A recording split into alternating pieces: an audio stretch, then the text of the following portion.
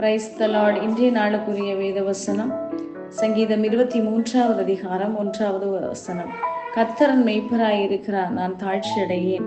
அன்புக்குரியவர்களே, இந்த அருமையான கால வேளையிலே அருமைநாதர் இயேசு கிறிஸ்துவின் இனிய நாமத்தில் உங்களை வாழ்த்துகிறேன்.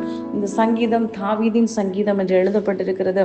கர்த்தர் நம்முடைய மெய்ப்பராய் இருக்கும் போது நாம் எந்த விதத்திலும் தாழ்ந்து போக தாழ்ச்சி அடைய மாட்டேன் என்று சொல்லிட்டு தாவீது சொல்லுகிறார். அது எப்படி என்றால், அவர் நம்மை புல்லுள்ள இடங்களில் மேய்த்து அமர்ந்த தண்ணீர்கள் அண்டையில் நம்முடைய தாகத்தை தீர்ப்பதற்காக அவர் தண்ணீர்கள் அண்டையில் கொண்டு போய் விடுகிறார். அதற்கு கடைசியில் உள்ள வசனம் சொல்லுகிறது, என் ஜீவனுள்ள நாளெல்லாம் நன்மையும் கிருபையும் என்னை தொடரும்.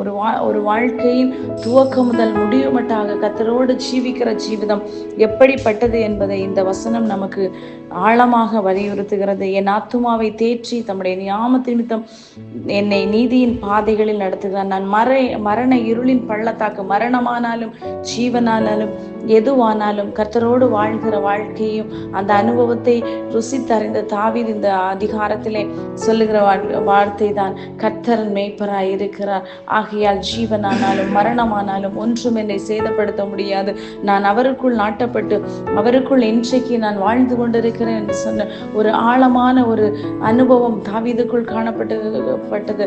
அதுபோல இன்றைக்கு நாம் எவ்வளவு ஆழமாய் கர்த்தருக்குள் நடப்பட்டிருக்கிறோம், இல்லை என்றால் அவரோடு எவ்வளவு சேர்ந்து அவரோடு எவ்வளவு ஆழமான அன்பு வைத்திருக்கிறோம் என்பதை நமக்கு உறுதிப்படுத்துவதற்காக அருமையான கத்த தந்த வாக்கு தத்தம், கர்த்தரன் மேய்ப்பராய் இருக்கிறார், நான் தாழ்ச்சி அடையேன். இன்றைக்கு உங்களுடைய பாடுகளிலே பிரயாசங்கள் வரும்போது சொல்லுங்க, கர்த்தரன் மேய்ப்பராய் இருப்பதனால் நான் எந்த பாடுகளிலும் தாழ்ச்சி அடைந்து போக மாட்டேன், எந்த உபத்திரம் வந்தாலும் நான் தாழ்ச்சி அடைந்து போக மாட்டேன் என்று திரும்ப திரும்ப அறிக்கையிடுங்கள்.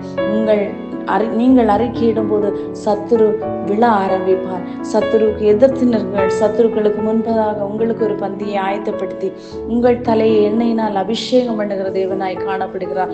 எதிர்த்து வருகிற எல்லா சத்துருக்களுக்கும் முன்பதாக நீங்கள் கர்த்தருடைய வார்த்தைகளை மாத்திரம் அறிக்கையிடுங்கள். கர்த்தருடைய வார்த்தை ஜீவனுள்ளதாய் காணப்படுகிறது, அது உங்களை உயிர்ப்பிக்கிறதாய் காணப்படுகிறது.